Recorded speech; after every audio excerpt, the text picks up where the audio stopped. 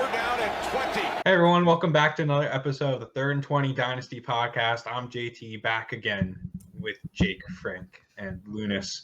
I did look a little better in the last episode. I gotta shout out Frank for making me have a nice figure. What's up, everyone? Guys, we're only like a month away from preseason football. Less than a month, I think, at this point. I'm ready for the preseason overreactions. I think we're under 8 weeks away from regular season. Yeah. Yeah. Preseason's the biggest bait. Don't fall for it. I did that. Oh, J.J. Arcega-Whiteside at 120 yards and 7 catches. I should trade for him. I should trade for him. Number one lawn chair out there, though. So, with that though, this week there hasn't been many, big news or notes other than rumors here and there that we're not really gonna worry about. We're going to continue on with our third round mock, and then we're going to break down the NFC South. So with that, in our third round mock, we have I had a lot of opinions on last week's one about just in the interest of time, we'll keep moving. Starting off, though, I did start off the third round with Josh Palmer.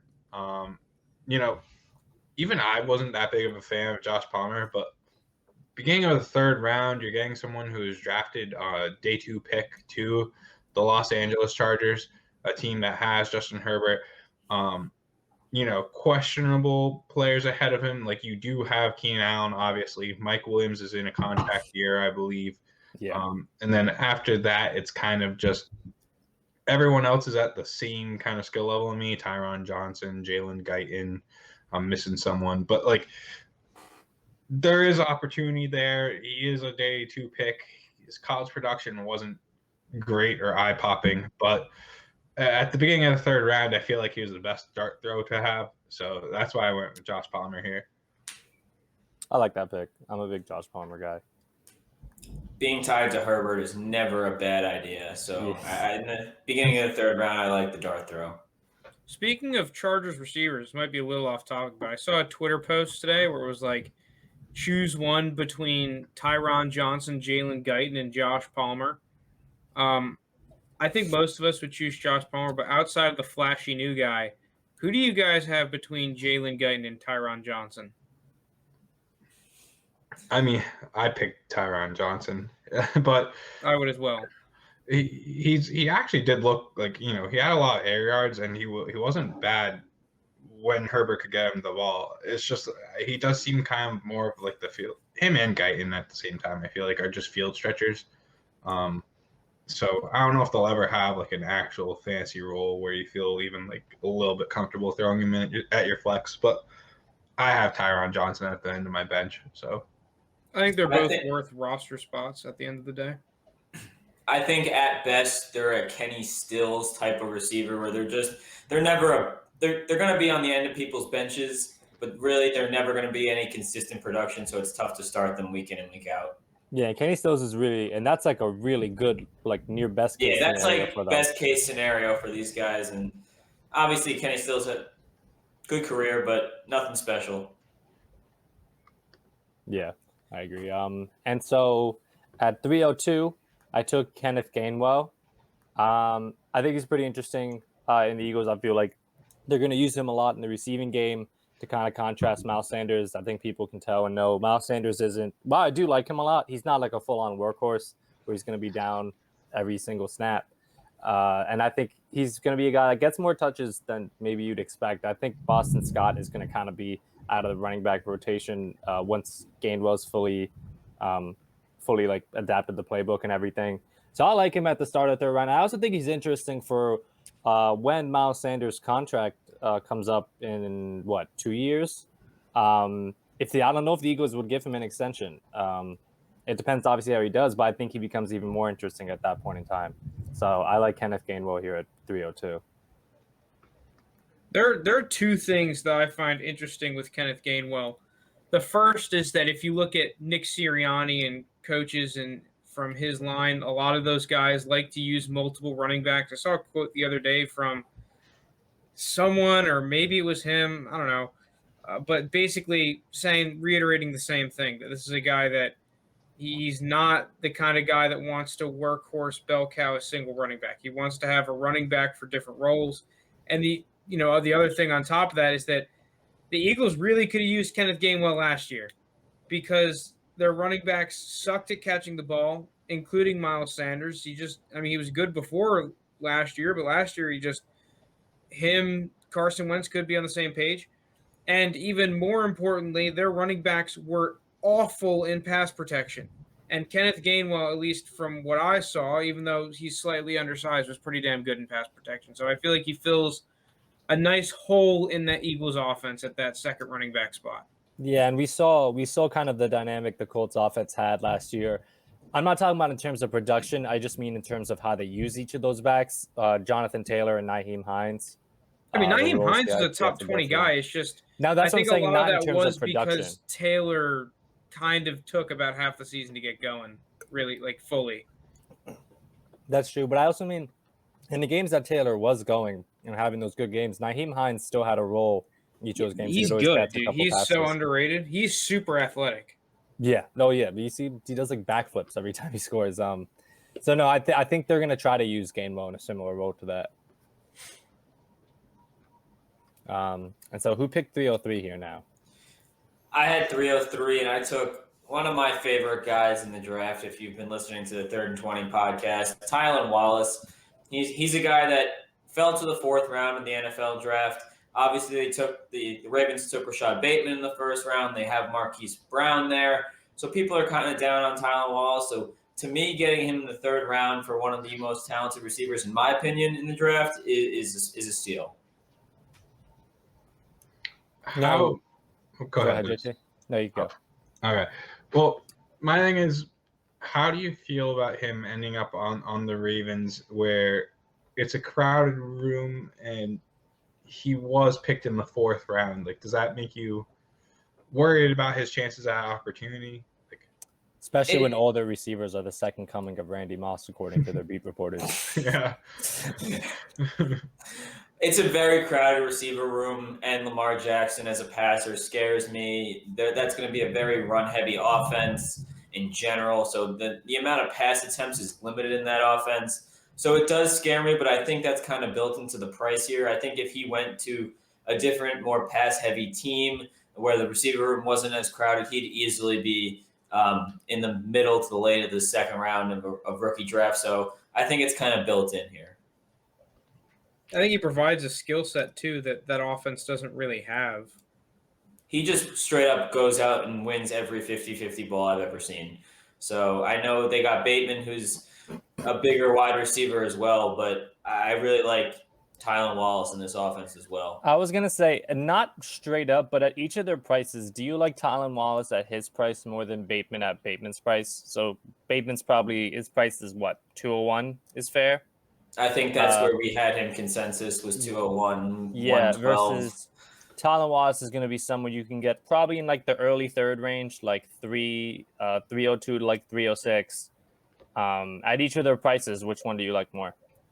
Absolutely, I'd take Tylan Wallace at his price over Bateman at his price. I just think around Bateman, you're going to have guys like Elijah Moore. You're going to have guys like Trey Sermon, potentially Jalen Waddle if he falls, Rondale Moore, Diami Brown, a bunch of guys that I just think have a better chance to succeed. I think I'd actually agree with you there. I'll take Tylan too. JT will take Bateman. We all know he had him at like 101. Yeah, he's literally my wide receiver too. I still can't believe he's your wide receiver too. It's not hard. I mean, if you're right, you're going to look like a genius. I mean, it's not the craziest take we've said on this pod that he's the wide receiver too. Guys are very skeptical of both Bama guys just because Waddle was injured most of the season, and Devontae Smith's frame and size in general scare people off. So I can understand it, but do I agree with it? No. Yeah, I mean, at the end of the day, I feel like he's almost everyone's top 5 wide receivers at the least, if not probably top 4. So wide receiver 2 isn't that egregious of a jump, I feel like. Just 2 spots. All right, I'm up. I took Amari Rodgers at 304.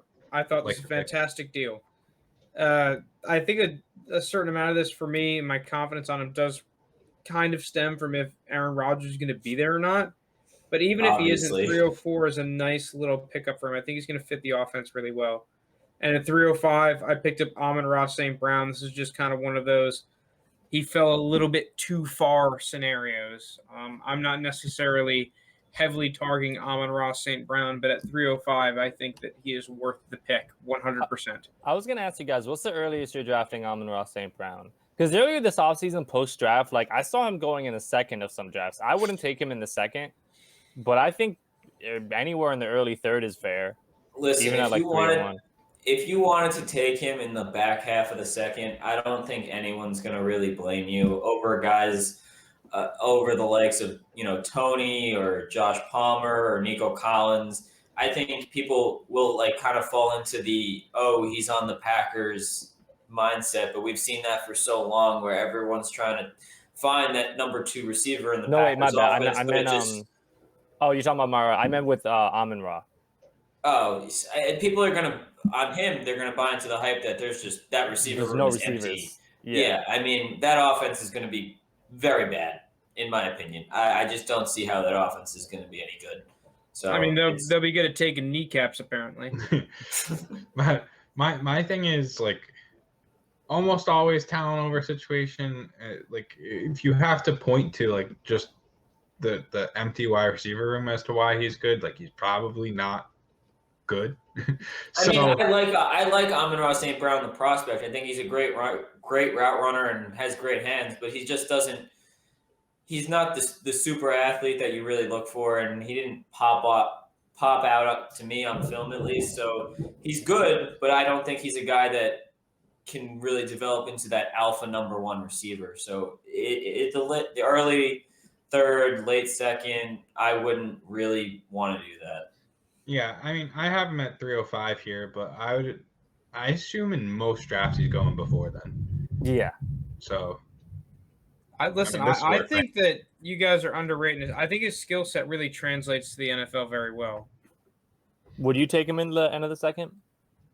Or are you fine with like 301? I think I could take him at the end of the second. I'd rather have Nico Collins, but right. Their wide receiving core is wide open. I think it's pretty fair to take him over Josh Palmer. I wouldn't be terribly shocked at that, especially if I'm like a rebuilding team. Consensus, I think Amari Rodgers and Amon-Ra both go over Josh Palmer, both go over Tylan Wallace, both go over maybe even Nico Collins. I'm not 100% sure. I'd have to look, but I'm not going to reach above his ADP to pick him though. Yeah, I think if I prefer him slightly under them both slightly under their ADP right now, just because I think a lot of the reasoning behind their ADP being so high is something I'm not going to buy into, whether it's Aaron Rodgers or whether it's the receiver room just being empty. All right, who took the bait here at 306? I guess you're talking about me. I took Kyle Trask here at 306. Anything but bait. The reason I did it is, I don't disagree with listen, he was the only quarterback taken in the second round. He was the next guy off the board after obviously all those top quarterbacks. And I think the Bucs clearly talked to Tom Brady and said, hey, how much longer are you playing? I don't think they come out here and take a quarterback if they don't talk to the guy. And the fact that they took him over Kellen Mond, over Davis Mills, over all those guys, they took him. They clearly had him rated higher. To get the heir apparent, I guess I'll call him, to the Bucs offense with the receiving core they have, I think is for the mid-third round in a super flex league, I don't think it's a bad pick. Yeah, the Bucs have a great track record drafting quarterbacks, so I think it's good to take stock into that. Yeah, because it's always been adversary. At 306 though, like I mean, listen, when even JT's on board, like that's when I know it's like okay. Well, and JT's the number 1 Florida hater. I think my issue here is just that like at this point I really don't like many of the prospects left. Like it's hard for me to envision like most of these guys making a name. So why not just throw a dart throw at the quarterback who does kind of have an easy path to targets, although I do think it's a bait where when Tom Brady leaves, I've been consistent with this. I think when Tom Brady leaves, Bruce Arians is gone. they're just going to bring in a whole new regime. It might and be. so there's other than what's his name? Is it Leach? Who's the GM? What's his name? I think it's Leach. Yeah. Well, sorry. I don't know if you guys can tell. We're recording during a lightning storm. Yeah, we apologize for the background thunder. There's either thunder, one of us might get electrocuted. Who knows? Yeah, hopefully it's Lounis. Jeez. To be fair, I was about to say hopefully it's JT. Anyway, I just think like there's not going to be a lot of ties to Kyle Trask, and like it's not that high of a pick where they feel tied to Kyle Trask. So it's pretty easy to cut bait if they don't like him. He definitely would have to seize the opportunity and really make it his own for him to actually be productive. But at this point, like, throw your dart where you want to throw your dart. It's 306. I don't see any issues with it. Like JT said, there's not much. Late third-round picks are far and few between where they actually hit and turn into a player. So if I'm going to take a dart throw, why not make it at the quarterback position? Yeah, just throw it at the ground, I guess. I knew that was coming. So I still believe in Trask. Only second round QB. No, I'm not hating. Like, listen, I don't agree with the pick, but I don't think Trask is terrible. But dude, when push comes to shove, I think these hit rates on these receivers is a lot better.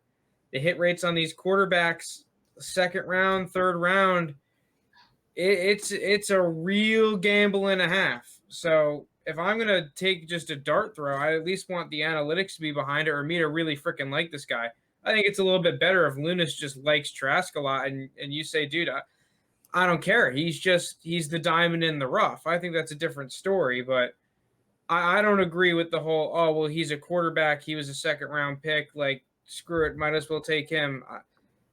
Oh, no, well, I mean, as you mentioned, I've always liked Trask. Just kind of how he played this entire year. He outplayed Mac Jones in the SEC championship game. I've always just liked him. I know you guys know. And to my ridicule, sometimes I've overliked him. Yeah, I mean, calling him a second round pick, like in theory, technically, yeah, he is. But like pick 64 is tough. But at the same time, we're comparing him to people who are day three. Wide receivers and day three running back. So I mean, you do have a day one wide receiver. Also. All right, well, this is just a wide receiver. Kadarius Toney. If anyone wants to follow me at Dynasty JT, I'll spew my Kadarius Toney hate. 307. Who's picking here? This was me. Okay, so here I took Elijah Mitchell. And this is not to undermine Sermon at all. I love Sermon, and I would take him at the start of the second round. And as I mentioned, we've all talked about. We've all talked how most of us really like Sermon having that high. Elijah Mitchell, even though I do see Sermon becoming the primary back of the future for 49ers, he's not going to be like an every down workhorse back. I think they're going to use Elijah Mitchell a lot in like that receiving role out of the backfield as a change of pace back. And I think it's going to be him and Sermon's backfield, not this season, but the season following and then the season after, and for how many years to come. So I like him here in the middle of the third. I think he's going to get a lot of receiving work. I think they're going to use him in unique ways. I think, like, I don't know if you guys remember a couple years ago when they signed McKinnon and he could just never stay healthy. I think he's going to kind of play that role that they wanted McKinnon to originally play years back. Where it's not like a first and second down back where like you're giving him 15 carries a game, but kind of a change of pace and receiving guy. And Frank, I know, has been a fan of him. Frank says he thinks he has the best hands out of any running back. So I like him as a receiving back in this offense and in the middle of the third round. Especially if you can pair him with Sermon. Yeah, I kind of think he's the bait of the two, but he is the cheaper one if you just don't. That's what I'm saying. No, I'm not taking him in like the second round or anything, but mid third, I'm fine with. Yeah. Moving on. 308. That's me. I picked Davis Mills, who I actually picked at like 212 in the other one. He's my favorite of that next tier of running back quarterbacks that come after Mac Jones, like Kellen Mond, Kyle Trask, Davis Mills tier. He's the one that Frank used the word diamond in the rough. I'm gonna steal it here. Like he's only had 14 college games that he played. He looked good in his junior year. His senior year. Trubisky. Oh, if you're getting Mitch Trubisky at 308, I'll take that. I'll take Mitch Trubisky at 308. That's actually a good point. Yeah, I just think, like, again, I'm kind of pointing the situation. We don't know what the deal is going to be with Tyrod Taylor. A report came out today that, like, Adam Schefter doesn't see him being in Houston anymore. Who knows Watson, you mean? Oh, yeah. Did I say Tyrod Taylor? Yeah, Deshaun but it's going to Watson. be interesting to see Yeah, who's the starter between Mills and Tyrod. Yeah. It has to be Tyrod to at least start. Tyrod has start the launched year, it's a probably gonna be quarterback's Tyrod. career like the past 3 spots. Yeah, Herbert, Mayfield. Was he in front of Josh Allen? I don't know if he was in front I of think Josh he was Allen. there the year before they drafted him. Yeah. I'm pretty sure I'm just Josh gonna Allen attribute that started to right him away. too, though. But anyway, yeah, like I just think, like, Tyrod Taylor is a good bridge quarterback to have anyway. Like, I do think they're going to give Davis Mills the shot, and he's the one that I am looking at the diamond in the rough. And again, at this point, I really just don't love most of the prospects. So this is where I'm just throwing my dart on a guy that I feel like could be a starting quarterback.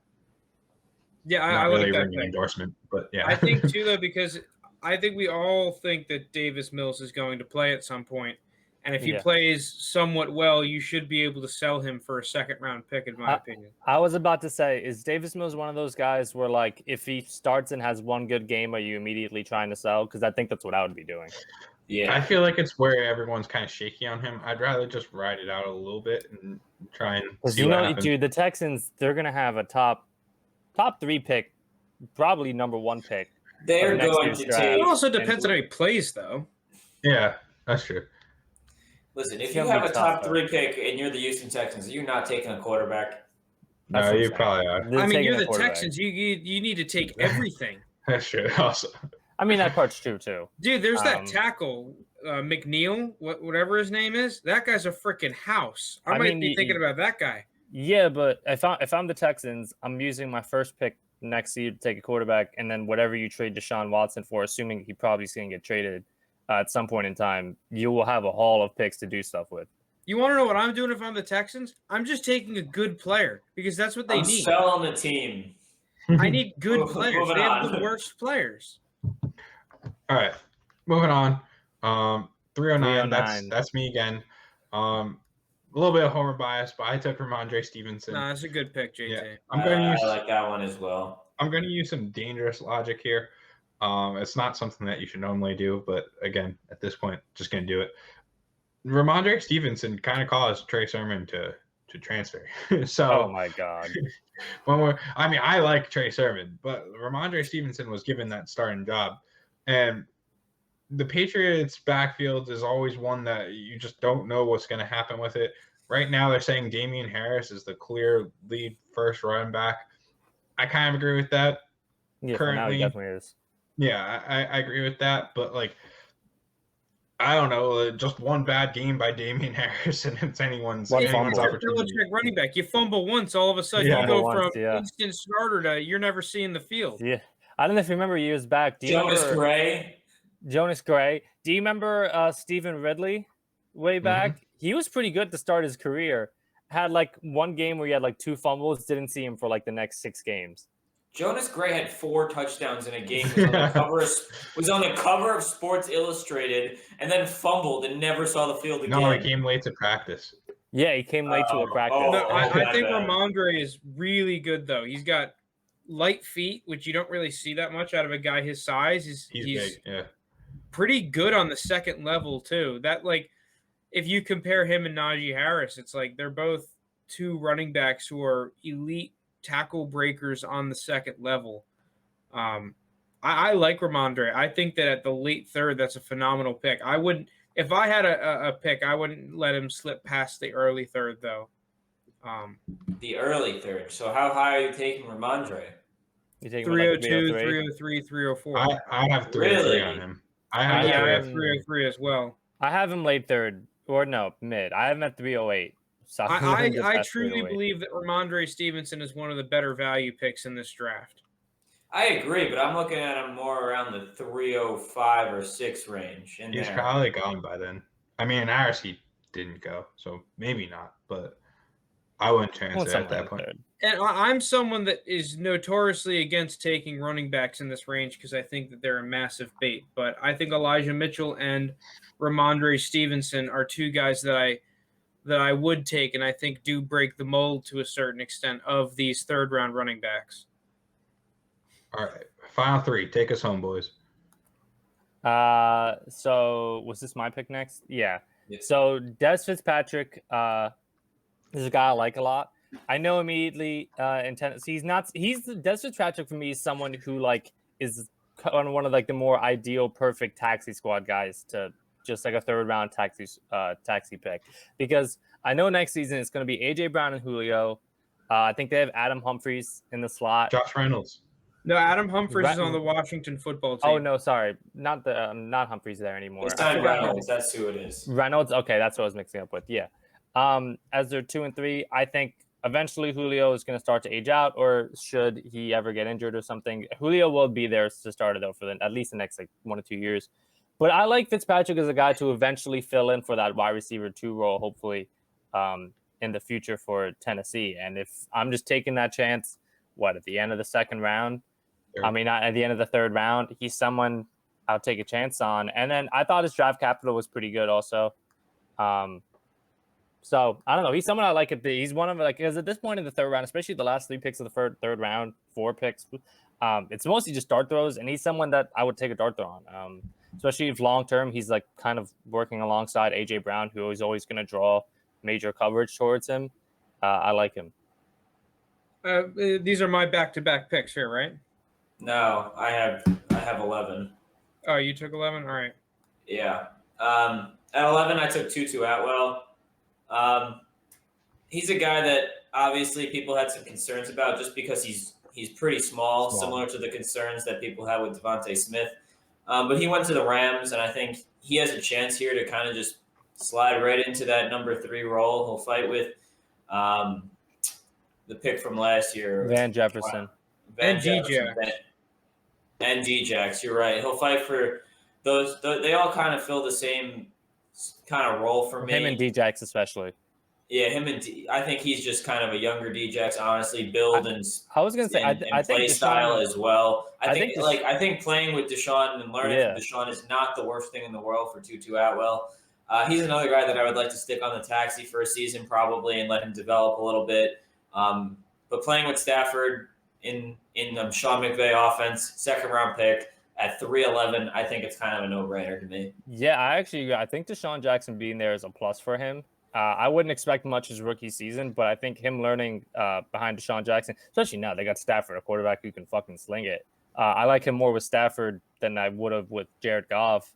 And also, I wasn't really the biggest Tutu Atwell fan coming in pre-draft. That's why I'm a little bit lower on him here. But the draft capital, I can't argue with. They spent a good pick on him.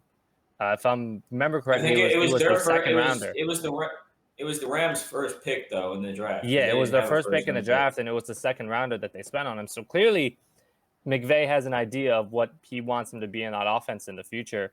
I think the size concerns are valid, but like you're seeing where the team is investing into him, and I don't know if I think they will for the next 2 years, but after these next 2 seasons, I don't think Kupp and Woods are both going to be there at their contracts. There's an out for both of them. I wouldn't be surprised if they just decided to only keep one. So, and Deshaun Jackson, I don't think he's going to be there past this season. So there's going to be. Jackson's going to play like 15 snaps. He's going to play 3 games. Yeah. So even though I wasn't the biggest fan, just because his size is a concern, there's a lot of factors that are in his favor in that situation. When I watched Tutu, he reminded me of like a small Mike Wallace, the way he played. I thought he was pretty good. That comparison. I like that comparison a lot. All right, at 312, I ended off the third round taking my boy, Amir Smith-Marset. Like now we've gotten into at least my form of true dart throw territory. And when I start taking true dart throws, I will take a player because they have an elite level trait. And to me, Amir Smith-Marset has elite level quickness. And I think that is something that he can build upon. He obviously has a lot of areas to improve in his game. That's why he's down here at 312 for me. But he's going into a really good situation in Minnesota, a team that has proven that they can develop players. And Zimmer obviously has an emphasis on developing players. Their GM has an emphasis on developing players. And I think that Ihmir Smith-Marsette is a great little taxi squad stash, early fourth, late third. Are there any guys, with that fun. wrapping up the third round, do you guys have anyone that you're kind of shocked hasn't been picked yet? Didn't get The picked. Tubes. I think the Tubes is The up there. Tubes doesn't surprise me that much. I'm not picking Hubbard at the end of the third unless I own McCaffrey. Maybe it's just like, oh, so you can be safe and have the handcuff. But if I didn't know McCaffrey, I wouldn't have interest in him. I'd rather take the chance on guys like Tutu Atwell, Dwayne Eskridge, Stevenson, Fitzpatrick, are all guys. Davis Mills, if he's still there, are all guys I would rather just take the chance on. Even Javion Hawkins, I think I'll take over Tubes. Yeah, I mean, I'm not really shocked that the people I like didn't go, but I don't know. I think what we did was fair. It is kind of crazy though that a second round wide receiver didn't go in the first 3 rounds. Dwayne Eskridge. Yeah, he's tough. No, he did. He got picked. He got picked. He did. Dwayne Eskridge was picked 212 in this mock. Oh Yeah, yeah, that I was forgot wild. you took him 212. Yeah, I don't want to bring that up, but that was wild to me. But The only other. I'm sorry, I'm very high on the surprise- guy. I'm not an ageist like JT. Sorry, he was a fifth-year senior. Get over it. I think Demetric 25. Felton is a guy that has just simply Felton I slipped like. due to his athleticism. But if you watch him, he's pretty good. So he's someone that I think will get taken early in the fourth in our continued mock. And I guess the last ones would be some of Dwayne these Eskridge tight was ends. 24, by the way. Like I know Jacob Harris has been getting a lot of hype. I think that you could see him sneak into. I almost put Brevin Jordan in mine. So yeah, I think the tight ends will start flying off the board in the fourth. Yeah. And then obviously like Chuba Hubbard will be there, Demetric Felton. Demetric Felton, I don't even know if you want to consider him a running back or a receiver. It's pretty dicey between what he actually is. I don't know. One guy that that I thought might end up here in the back half of the third was Anthony Schwartz. He will go in fourth. He's a real speedster, and I think that offense could really use one. So not going to touch on it too much. But just a guy. I was gonna say, are we doing a fourth round? Because we could just talk about them in next week. So No, next week. we'll do it next week. All right. So let's move on then to the NFC South division breakdown. Yes. Kicking it off with probably the most. Well, I'll just say everyone's rankings first. We've got the Saints, Jameis Winston, quarterback 28 according to Keep Trade Cut. Taysom Hill, 37. Ian Book, 49. Then you got Tom Brady, quarterback 26. Kyle Trask, quarterback 36. And Blaine Gabbert, not ranked. Sam Darnold on the Panthers, 21. PJ Walker, not ranked. On the Falcons, you have Matt Ryan, 27. And then his backups, AJ McCarron and Felipe Franks, not ranked. So kicking off with probably, basically the only interesting part I would say is who's winning the competition between Jameis Winston and Taysom Hill. Do any of you actually believe Taysom Hill is the guy? No. Yes. Frank said yes. Really? Well, Really? I don't full on believe that he's the guy. I think that people are massively underrating Taysom Hill's ability to be the starting quarterback. Either the start or some point during the season. I'm not saying there's absolutely no chance, but I'm probably taking Jameis. And that's why I put him as my – well, I don't know if we want to get into our pick set for overrated, underrated. Yeah, you can talk about it. I put him as my most underrated because at the end of the day, like, I do think Jameis is going to take that starting job, and I do think he'll be successful in that offense. It's a very QB-friendly offense. And if you tell me I can get Jameis as a starting QB for the next couple of years at quarterback 28 price, which I don't think he's going to go with that price.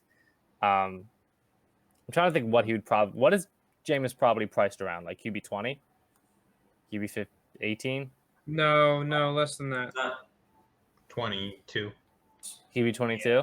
20. Yeah. I think 28's a relatively. I think you put him a couple spots higher, but I think at quarterback 20, you're starting to fetch a first round pick in Superflex leagues. No one is touching Jameis with a first round pick. That's Do you think if Jameis got declared the starter, someone would give up a late first round? No Probably shot. not. Because you still have Mac Jones in most leagues available around the late first. How old is Jameis now? What is he like? And it's not even like an age thing. It's like is he good? Like, do you think Jameis will be the backup? The starter 3 years from now, like 2 years from now?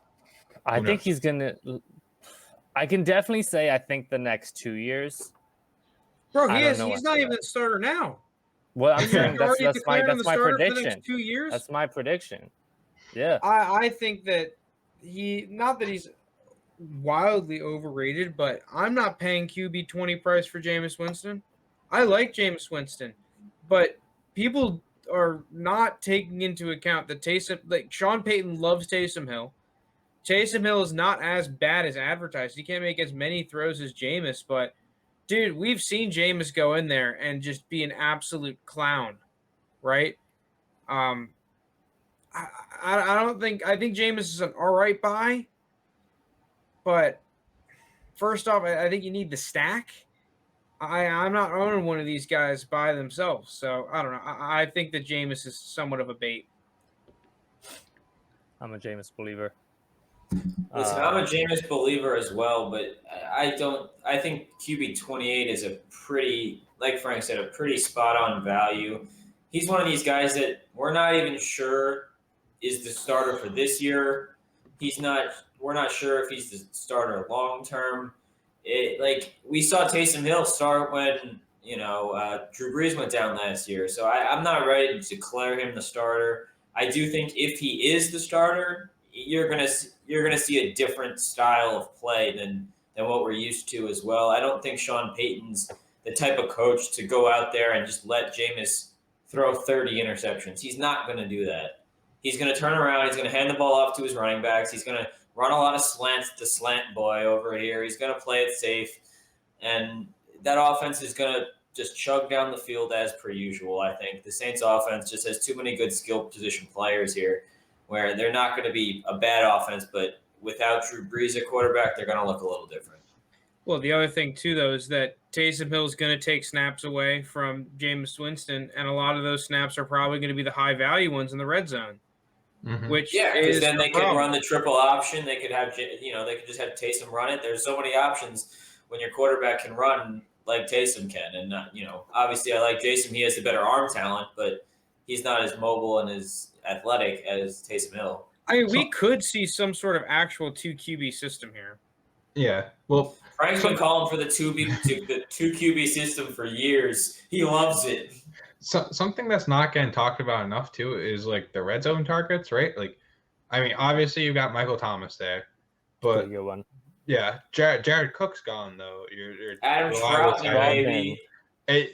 It's really just him and then a bunch of shaky like Traquan Smith. Well, Marcus. We'll get into those guys. Here's the thing, though. Even though he's not considered like a prototypical red zone target, like in terms of being a big body receiver, they use Kamara a shit ton of the red zone. Yeah, and he's always dangerous there. But it's not guaranteed that's going to be a passing. Like it might be like a toss to him. Sometimes it is, but it might be a toss. That sounds like a Taysom Hill kind of wildcat triple option like plays going on there. Who knows? It's not guaranteed that Jameis. Well, it's certainly not guaranteed that Jameis is going to be able to gun it and like he was doing in Tampa. So even if he is the starter, it's not going to be the same quality starter that you're getting who is throwing 50 touchdowns and interceptions. I mean, dude, you guys, like, you're bringing up everyone. Taysom Hill could be the red zone guy. It could be Jameis to Taysom. I guess. Taysom playing tight end. All right. Well, it's a murky situation at that. This is probably one of the – we tried to save these more questionable divisions to the end, and this is one of the more questionable quarterback situations still. Something not very questionable, the Bucs, Tom Brady. I guess it's just a matter of when he retires. He was saying it's coming soon. Yeah, that's the only reason I said correct still for 26. I know 26 is low, and he's obviously going to finish way above QB 26. It's just how many – I can't put him too – I know you guys are putting him high. I understand why, because he's going to completely outperform that 26 ranking for the next at least or whatever amount, 2 years. I just think he only probably plays 2 or 3 more years. He will be better than quarterback 26. Yeah, pretty much. The only reason I just have him still correct is I don't know how much longer he plays. I think it's a max 3 years. I think he's perfectly priced. My guess is around 2. That's why I put C, if I'm correct, at QB 26. The more interesting part about this, though, I think, is his backups, because this is what you're probably more concerned about. Is Kyle Trask is quarterback 36, and Frank and I both said overrated. I think Jake and Lounis both said backup to own. Yeah. I just think he's the bait. I think even if Tom Brady were to get hurt, I think Blaine Gabbert's the guy that's going to go in there. Okay, backup to own is kind of just by default. Yeah, I get just that. Because the rest of this division, PJ Walker is an XFL guy, AJ McCarron, we can get him for a second. Felipe Franks, but nothing. My thing is, like, I just think, like, I'm not convinced Kyle. Like, I think he might get a shot at some point. Probably will, but like I just think these other guys, we'll get into PJ Walker in a second, like would be more likely to be the backup. Even Blaine Gabbert. Like, I mean, here's the thing. Well, I'll take Trask over. Say both QBs are out. Darnold, for whatever reason, say they move on or he's out for a year, and say Tom Brady retires. I think there's a higher chance that Trask starts a whole season than PJ Walker, and I love PJ Walker. Sure, I just don't think Trask will start, though. That's my whole, like, if it happens this year. If Tom Brady were to get hurt this year, I am 95% confident Blaine Gabbert will be the one taking the snaps in Tampa Bay. Yeah. But that's not to say that I don't think Kyle Trask is the one to own. Is the one to own out of Gabbert and Trask. I get that. But also, though, at quarterback 36 price, you're paying for a guy that you expect to be. We just did it. The price on Kyle Trask is a mid to late third. It's not a whole lot of capital here. I mean, that was in our rookie draft. I don't know what this is. What this translates to. Yeah, the fact of the matter is that Taysom Hill's got a way better chance of seeing the field, and he's priced lower he's one quarterback Kyle left. Trask. That's why Kyle Trask is the most overrated quarterback to me in this division. The fact that Taysom Hill, who legitimately can be a starter in one of the most quarterback-friendly offenses, if not the most quarterback-friendly offense in the freaking league, who, even if he doesn't start, might play freaking receiver, is lower than Kyle Trask, who none of us believe are going to see the field this year other than Lounis, and that's if Tom Brady gets hurt. That's ridiculous to me. That's absurd. Well, I mean, I also said Taysom Hill was underrated at 37. I'm not saying he's correct there. I'd have him higher. Yeah, Taysom Hill should be ranked over Kyle Trask. There's no doubt. I'm not arguing that. Yeah. I mean, I still agree with Kyle Trask back up to own everything. That doesn't mean that I agree that Taysom Hill should be at 37 behind him. I think Taysom Hill should be higher and above him, but I'm fine with 36. I didn't want to label any of the quarterbacks in the Saints at backup because even if Jameis is the starter, Taysom Hill is going to be on the field a bunch. Taysom Hill is a Kareem Hunt backup. Good. Just leave. Both of you leave right now. Moving on. Sam Darnold. Who is it? Jake, do you have him as wow, I'm the only one who said underrated. I think, all right, Lounis, let me throw it. This is a little unfair and very mean, but I'm still going to throw it out. Sam Darnold in his entire career, I looked it up. I did the stats. Sam Darnold in his entire career has less passing touchdowns than Aaron Rodgers did just last season. His 3-year-long career. I mean, I know some of it got cut short a little bit to mono and some injuries here and there, but Aaron Rodgers threw more touchdowns just last season than Sam Darnold. How many touchdowns does Sam Darnold have in his career? Do you know? 45. Oh. Okay. I guess I have to defend Sam Darnold here. No, so listen. We've seen what Adam Gase has done to offensive players. I'm not going to get fully into it. We all know. Look at everyone who's left his offense and gone somewhere else. And not only is he leaving a bad coach, but I think it's not even like he's just going to an average one. I think he's going to a very good coach. I think Matt Rule is a very player-friendly, great coach. And I think he's just going to align his offense to make it very QB-friendly for him. I think Sam Darnold is much more talented than Teddy Bridgewater. Again, talented, I'm saying. Much more talented than Teddy Bridgewater. These are the best weapons he's had in his career. He's got the fucking best running back in the NFL behind him, better O-line, better offensive scheme. He's got DJ Moore reuniting with Robbie Anderson. You have Terrace Marshall in the slot. I just think this is a way better situation, and he's still super young. So at QB 21, if I had to move it, I'm not saying he's the most underrated or anything, but I'm saying if I had to move him like 2-3 spots up or 2-3 spots down, I'd probably lean moving up. Well, those are all good points, Lounis, but he'd literally have to flip his entire career around, which, thanks to Ryan Tannehill, who, kind of did it. Although I still think did it. No, I still think he was good in Miami. I still think he was solid in Miami. I don't Not this good. He was depending on his legs a lot. He doesn't get nearly as much credit for what he did in Miami. How many times did Sam Darnold make the playoffs for the Jets? Sam Darnold's never finished as a quarterback 2. Not even a quarterback, not like, he finished like quarterback 20. He's never finished in the top 24. Listen. If you like Sam, flip his career around. If you like Sam Darnold, you're not liking him because of the previous production. I believe in his talent, and I believe in the coaching staff and situation. Well, my whole thing is, if he was good, he would have been good. He would have at least shown you, other than he showed flashes before Adam Gase. Here's the problem. Every quarterback could show Sam Darnold. The problem with Sam Darnold isn't the fact of whether or not he can or cannot turn it around. The problem is that you have to pay the price that he is going to turn it around, not if he's going to turn it around. You can't get him for less than basically a first in total value in a trade. You have to give up at least a first. It might be a late first. I mean, it's definitely a late first, but you have to offer either a first-round pick, maybe 201, right, or a package of assets equivalent to a first-round pick. That's the problem I have with it, because I'd rather just take Mac Jones. That's where it becomes interesting for me. Him versus Mac Jones is tough. I like Sam Darnold. I think he's a good player. I just don't agree with his price tag. I don't even like Jones. I think I'd just rather risk it on Jones, though. JT would be like, "Give me Bateman." I would. I'd take Bateman over either. Not that crazy, but yeah. All right. Only other part of this team is PJ Walker. I still like.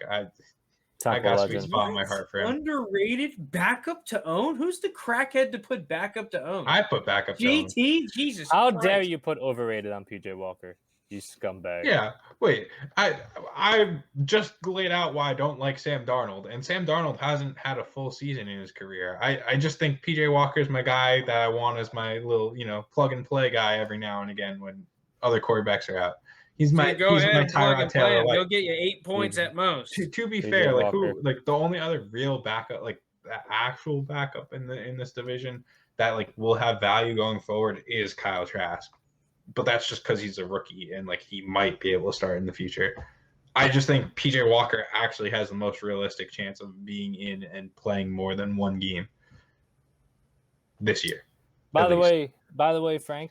Fuck you. In the one game he started last year, he had 10 points. Yeah. So fuck you. 10 points. 10 points. Oh. He had 260 passing yards, 24 of 34. It's not that bad. Yeah. It's not that bad. Go ahead and roster him then. All right. Moving on. If I own Sam Darnold, he'd be on my roster. Falcons. Matt Ryan, quarterback 27. I have him as most underrated. Frank has him as most confident to keep his value. Jake actually threw an overrated tag on him at quarterback 27. I do understand where the issue is, where you lost Julio Jones.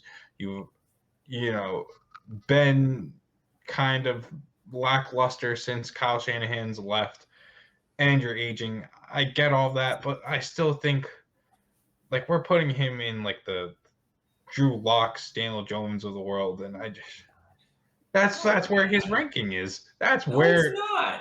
Wait, where's Drew Lock?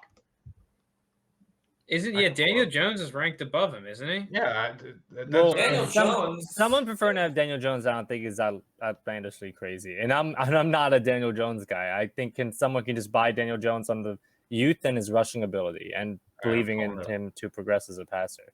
Yeah, that's my problem. Is I'm not buying quarterbacks on their youth and rushing ability. I'm buying quarterbacks on whether they're good at passing the ball. So I'd rather ride out Matt Ryan than take someone who's trash. Yeah. No, I don't think Daniel Jones is trash. I think Matt Ryan is good.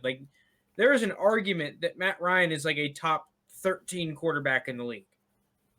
right? Right now? Yeah. Debatably, so, but You can ask people around and in the NFL, and there will be people that say that Matt Ryan is in the top 13. I'm sure there are people who say it. Right now, I'm not talking about potential. I'm not talking about owning in Dynasty because both of those have an obvious answer. Who's a better quarterback right now if you had to start a game tomorrow? Herbert or Matt Ryan? I mean, probably Herbert, but you're taking – I mean, Herbert's like what? A he's consensus top 10 guy right now? Yeah. So I know, but and QBs right now, it's not like he's in like the top 7. Again, this is different. I'm not talking dynasty value. I'm talking about like if you had to start a QB for a real NFL game tomorrow. He's still like top 10, I think.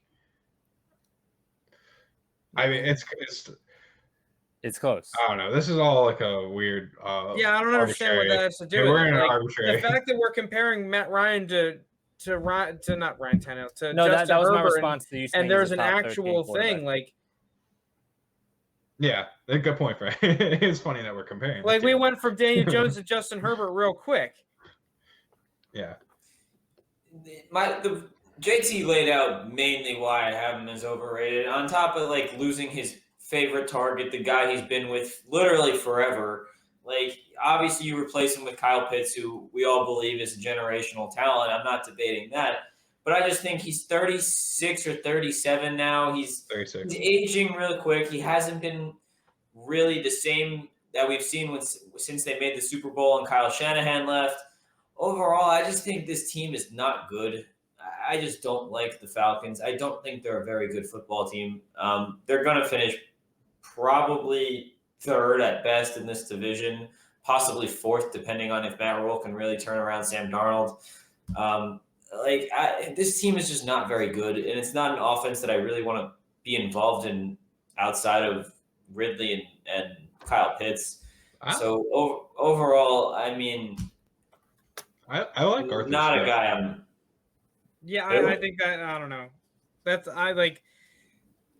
I don't want to be involved in the Chiefs' offense outside of Tyreek Hill and Travis Kelce. It's like and Mahomes who's throwing him the ball? The running back. Yeah, you have the whole offense. Yeah, Clyde Edwards-Helaire really tore it up all season last year. Okay, but when he was healthy, he played pretty well. He was all right, including the Super Bowl. Right, he had one of the better offensive performances. We'll break him down in either next week or 2 weeks from now. I'm buying this guy. Clyde Edwards-Helaire is what? He's running back currently. He was RB12 before he got. He's running back 11 right now, and you're saying what? You don't want him? I'd probably rather have other people around him, but I mean, yes, but I'm just saying. All right, we're in a completely different division player. We'll get to him either next week or 2 weeks from now. But are we going to move on to the running backs? Actually, now that we're talking about running backs, yes. All right, so these are some crazy rankings. NFC South running backs. Gonna run through them real quick. Obviously, you got one of the top guys, Alvin Kamara, running back 5 on the Saints. Then you got Latavius Murray, 67.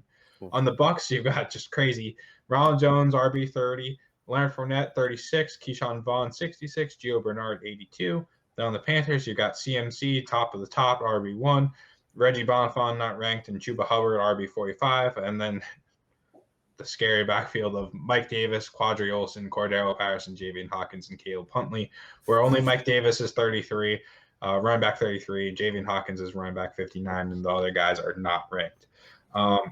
Going back and starting with the Saints, we all have an overrated tag on Alvin Kamara. Not our most overrated, but we all kind of say RB5 is high for him. I'm good with RB. This is one of those where if I have to move him up or down, I'm not moving him into the top 4. I can see him moving to like 7. He's still an RB1. He's still a top 10 dynasty running back. I'm fine with 5. I'd probably have him 5 or 6.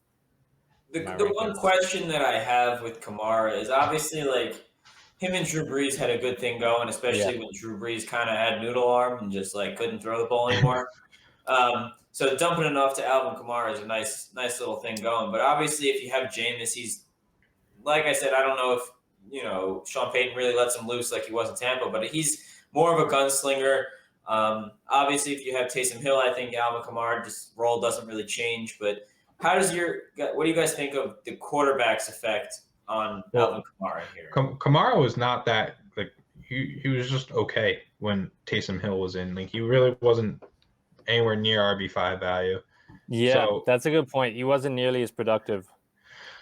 So, I mean, I don't think Taysom Hill will be a starter. I just think that the presence of Taysom Hill is annoying for Alvin Kamara. I mean, I think real quick, either QB starting, even if it's not Taysom Hill and it's Jameis Winston, Jameis isn't the type to check it down nearly as much as Drew Brees was. Like Drew Brees checked it down a lot. He's more likely to especially hand like it to the the other past couple team years. than check it down. Jameis Winston more likely to you just put some respect on Jameis's name. give it away than give it to Alvin Kamara. I think RB5 is fine. Yeah, I don't think it's obviously I don't think it's like a huge reach or anything. That's what I'm saying. No, I'm fine with that ranking. It's just if I had to pick one way or the other. Now, on the flip side, though, Latavius Murray at RB67 just it seems wild to me. I just think he's like so very consistent. Like he is a valuable player if Kamara does go down. Like even when Kamara is out, like he's still getting touches.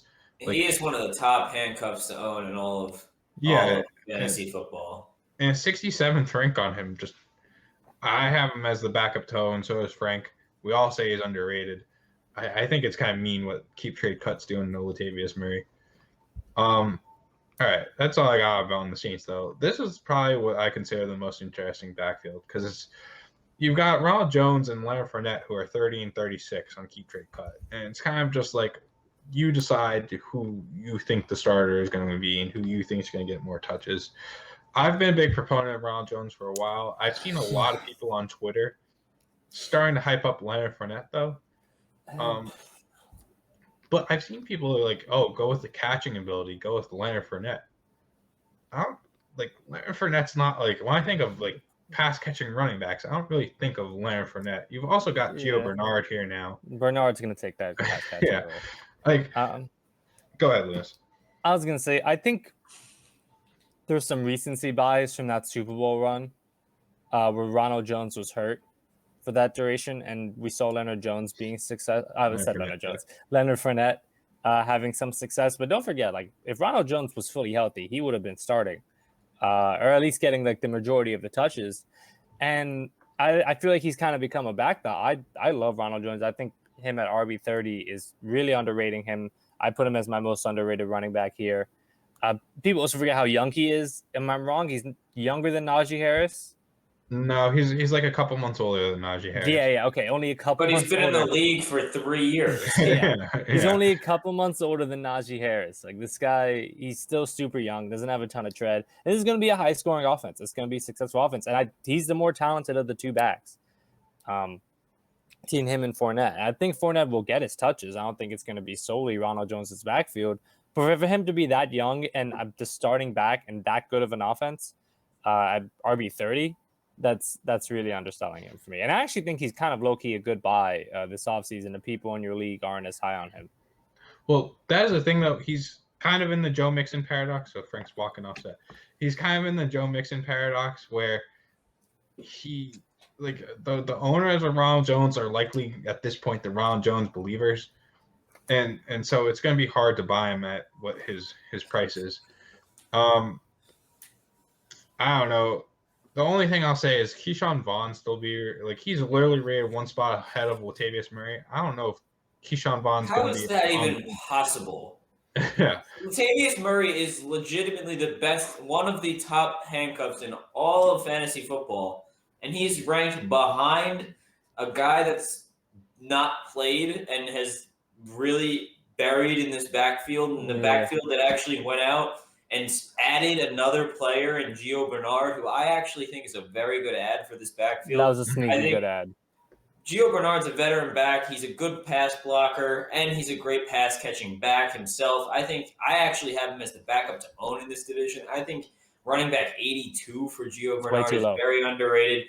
He's one of the most veteran backs you can own, and he's obviously going to be on the field because, like I said, he can catch the ball one and he can pass block two. And if you can pass block for Tom Brady, you're going to be on the field. He's going to play the James White role. Exactly. In that offense. Yep, and I just think he's a guy that's going to be kind of forgotten about behind the likes of Ronald Jones and Leonard Fournette here, and even to an extent Keyshawn Vaughn. So 6'6". So if you could pick up Bernard, you could probably pick him up for almost nothing. almost nothing. A mid-4th, like pretty much. I was thinking late third. I'd give up fourth. a late third for him if I had one. I wish I had one to give up for him. Frank, what are your thoughts on the Tampa Bay backfield? Give me Rojo. Everyone else, I don't want. You're not. Right, yeah. I'm okay with Gio Bernard, but yeah, for the most part, I agree. If I have Keyshawn Vaughn, I'd like him as a taxi squad stash, or if I'm an absolutely dog shit team, I'll put him on my roster. But if you're a contending team, you don't really have the roster space for him because he's just a clogger. I think that kind of is the same way for Leonard Fournette and Giovanni Bernard. Without some injuries, and even with some injuries, I think they're roster cloggers. All right. I don't want roster cloggers. I'm done with them. Moving on, Panthers, CMC, running back 1. We actually all have an underrated tag on him, despite him being running back 1, which is funny. Yeah, because people He was a forget cheat. how much of a cheat code he was. The Like, dude's really an is. actual cheat code. He puts up 35 points a game. It's really a is. joke. It's I'm- actually like a joke at this point. I'm gonna try to pull up just his stats, even from last season, like the few games he played. While It's you the pull hack. that, yeah. I mean, just clearing away like the best guy, the best running back you want to have. I don't know what to say about the rest of the team. Like other than how much longer do you think we're going to be able to appreciate Christian McCaffrey for what he's worth? I think when you start to see him get older, I think what you're going to see the Panthers do with him is instead of being kind of 20 carries a game guy, I think you're going to see him higher percent of his touches come in the passing game. I think that's going to kind of be their escape from him. And that'll be to his benefit where his talent can help him last a little bit longer than a running back that mostly banks on just their rushing game. I think you're going to see when his body kind of gets older, whether it be maybe 3 years from now, whatever amount, we see him just kind of shift more. They'll get another running back to take like 10, 12, maybe 15 carries a game, and we see McCaffrey more in the receiving game. I mean, to be completely fair, he could play slot receiver straight up and be one of the better slot receivers in the league, which is pretty crazy to think about considering you take less hits. Yeah. So outside of that, I think we all agree that Christian McCaffrey is by far and away the running back 1. I don't think anybody has any doubts here. In the 3 games he played last year, he had 27, 32. And the game he got injured, where he only played 60% of the game, he had 23. Yeah. So, all right. The only other stuff is you got Reggie Bonifon and Chuba Hubbard. I guess we could talk about Chuba. I mean, we'll probably talk about him next week in our mock. We all have him as overrated. Yeah, RB45 does seem like a stretch. Like you're waiting for Christian McCaffrey to get hurt at that point, like, or him to get traded or something. Like, yeah, Jake. I like Chuba as a prospect, but he just got drafted to the absolute worst situation possible. This man's not seeing the field. Christian McCaffrey's on the field for every down. He doesn't come off the field, and as he shouldn't. He's the best running back in the league, so he's just not going to get enough playing time to really be anything. You're ranking Chuba at running back 45. You're banking on a McCaffrey injury, which is just not something I would do. Yeah. Yeah. All right. Looking ahead to a gross backfield, you got Mike Davis. Is this Mike Davis's backfield for the entire season? I guess I'll start with that. Who cares? Yes. That's. I would say probably for this season, yeah. Then probably his backfield because he's competing with the likes of Cordero Patterson and Quadri Alls. Yeah. Who is the backup? I mean, who's that second running back of this team? I'd guess Quadre Olison, but Javion Hawkins takes it over eventually. I think Cordero Patterson's going to mostly just be kick returner for them. And he's one of the best kick returners in the game, if not the best. So I understand wanting to sign him. But I don't know. It's this running back. This backfield is just horrendous. There's still Kyle Pitts back there. Yeah. I mean, you should hand him the ball. See what happens. Yeah, honestly.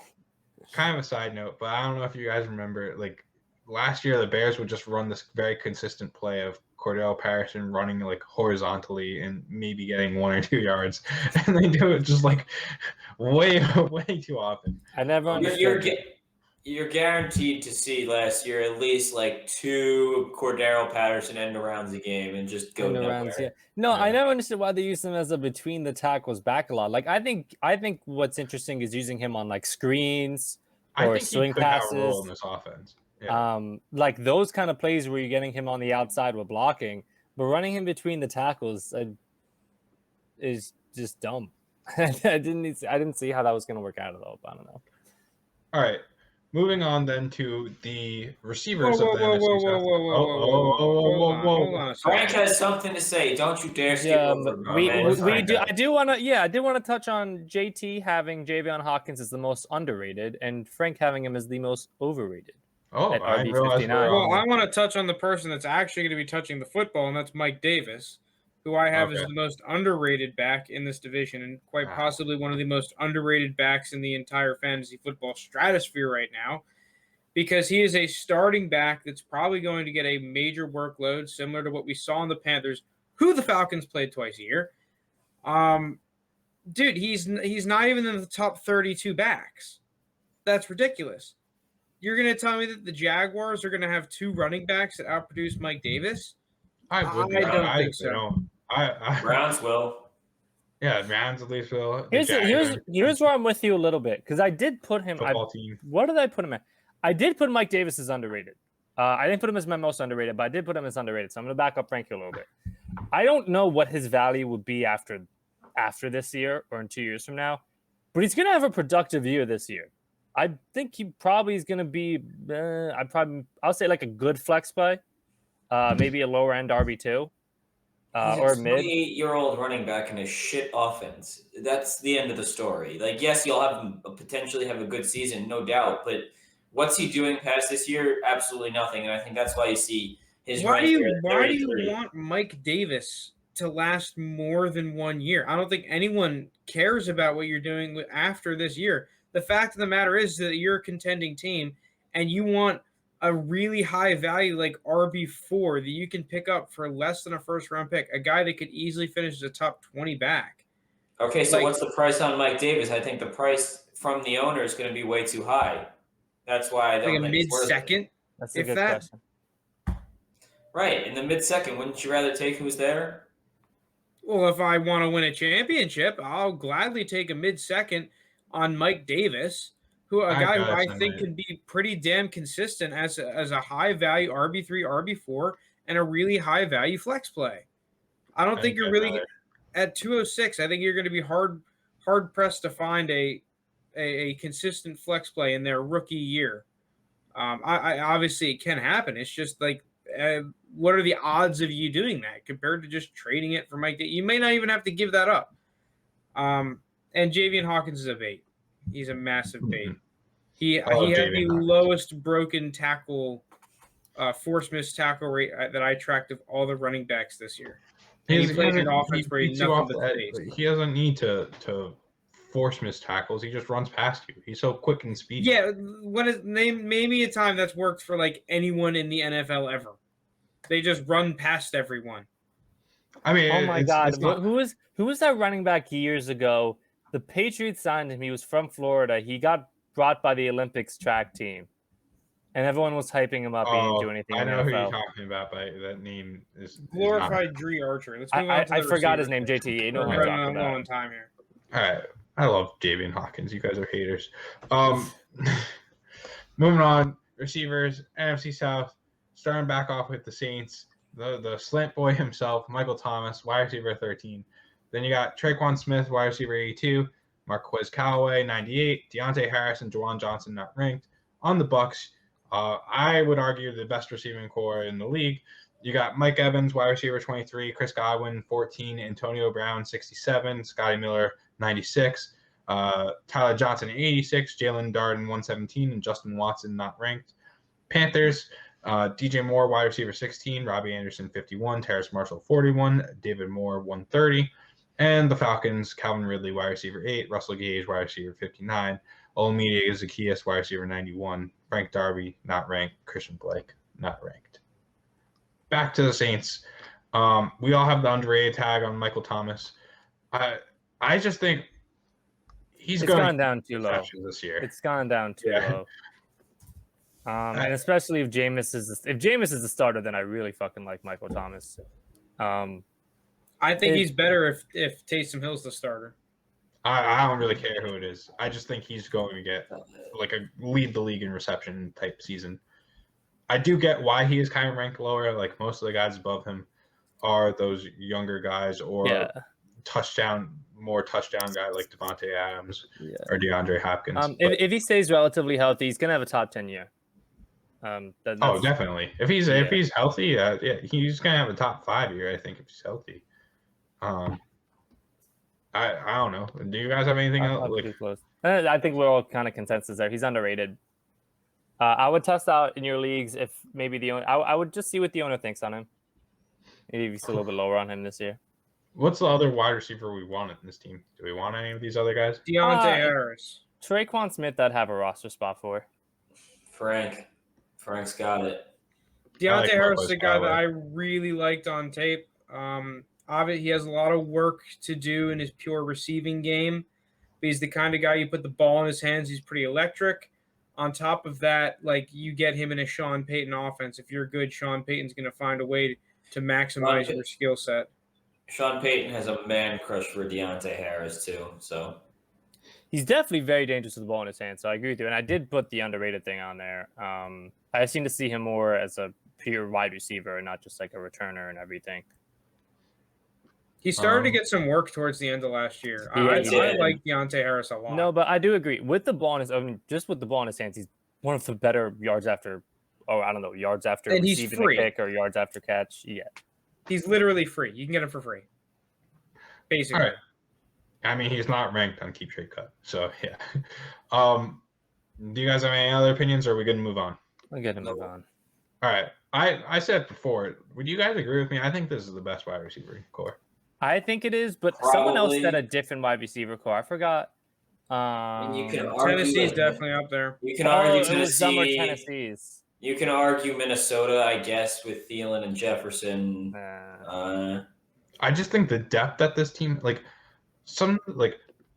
fifth wide receiver on this team, I'm rivaling to the Saints' second wide receiver. like Scotty Miller, Jalen Darden, Tyler Johnson, I think they're in the same conversation as Deontay Harris. And they're the third, fourth, fifth, sixth guys on this team. I just think while it's very crowded right now, I think those younger guys, if they get the opportunity, they're all basically all of these guys are guys I'm looking at. We could spend the entire pod talking about this team and what we think about each of the receivers. With that, though, we all said Mike Evans was underrated. Frank said he was the most confident in maintaining his value. Jake said Chris Godwin was the most overrated. And I said Antonio Brown was the most underrated and Sky Miller was my backup to own. There's just a lot going on here. I think legitimately you could get 2 wide receiver ones out of these guys. Would you guys agree? This season alone, could you get 2 wide receiver ones out of these guys? Assuming they both stay healthy, yeah. Jake saying no. Frank? I don't believe in Chris Godwin. Oh. I mean, Lounis is our resident Chris Godwin defender. Yeah. I mean, listen, I have Chris Godwin as the most overrated receiver. I just think that's kind of due to his price tag. Receiver 14 is just too high for me. He had, obviously, that breakout year 2 years ago. Last year, he was a bit injured. Still played pretty well when he was active. But, Mike Evans being rated below Chris Godwin just makes no sense to me. Mike Evans is absolutely the number 1 receiver on this team. There's no doubt about it. Mike Evans is a flat-out stud. Since every year he's been in the league, he's had 1,000 yards. Every year he's been in the league, he's had, I think it's 6 touchdowns or more. The guy is an absolute beast playing with the GOAT. So I don't understand how he's receiver 23 and Chris Godwin's receiver 14 after 1 season. Chris Godwin's done it 1 time. And I mean, to be fair, he's wide receiver 2 overall. Great. He had a good year. We got it. It happens. I just don't see him being wide receiver 14 this season. I think he's one of these guys that's going to be a good wide receiver 2 on your team. Sure, absolutely. But I just think the price tag is so high. If you wanted to trade for Chris Godwin right now, you're probably trading around 2 first-round picks, which is just way too high in my opinion. And it's just people are going to be like, oh, he's young. Oh, he's a free agent. Yes, he is. But guess what? When receivers leave, they have a better chance of success than a running back, no doubt. But when they leave, it's a lot of times hard to keep value going. You're not going to increase in value a lot of times. And people are saying I think he's going to leave after this year. He signed the franchise tag. I don't see a long-term deal happening between him and the Bucs. They're in cap hell right now because of they're going all in here to win again with Tom Brady, and rightfully so. I think if they win back-to-back Super Bowls here and Tom Brady retires, I think congratulations. You lose Chris Godwin. I don't think they care. But overall, Chris Godwin's just a guy that I need more from him to rank him this high. Go ahead, Liz. So I was going to say with Chris Godwin, if you had me to pick one or the other to own in Dynasty between him and Mike Evans, I love Mike Evans, but I'm taking Chris Godwin. Chris Godwin will get you more catches throughout the season, and if he stays healthy. Last year in the games he played, I think on a per-game basis, he was wide receiver 13 or 12. On a per-game basis, he was really good last year. And that's with adapting to a new offense and everything. And people forget, the entire second half of the season, he got surgery mid-season on his finger. Mike Evans was hurt a lot of last season too, but no one wants to bring that up. Well, no, I'm not holding Mike Evans' stats against him for missing a few of those games. Mike Evans is the number one receiver on this team. Yeah, there's a Hall of Fame receiver on that team, and his name starts with Mike and ends with Evans. It doesn't start with Chris and end with Godwin. It also starts with Antonio and ends with Brown. Well, that's true also. But Mike Evans played 16 games last year. Yeah, but he played through injury. I know. I thought you meant missing games. Yeah, no, but I'm saying the point of where people bring up Chris Godwin. For most of his career, he's been one of the better hands receivers in the NFL. Did he have a couple drops after he got surgery in his hand and came back a week later?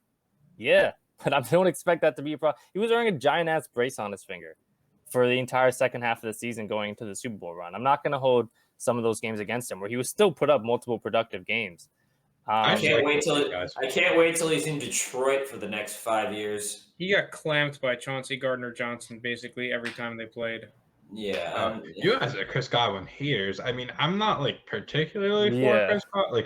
I was debating back and forth if I should call him underrated or overrated. I was just not, I think 14 is fine for him, but you guys are some haters. Jeez. Ready? He's going to have a good year this year, but after that, I'm selling. Ready, Frank? Here's a hot take I have. Chris Godwin will be the number 3 receiver fantasy point-wise in this offense. Well, let's go Antonio Brown. Let's talk about him. Are you assuming he misses half the season or something? No, I'm assuming all 3 receivers that we're talking about, the top 3 on this team, stay healthy. Chris Godwin is the number 3 receiver. You're incorrect. Well, I don't know about that. It's a hot take. That's why. But dude, that's Mike Evans will have more points than him, and Antonio Brown will also. Antonio Brown will not outscore Chris. Chris Godwin is one of the best receivers in the NFL right now.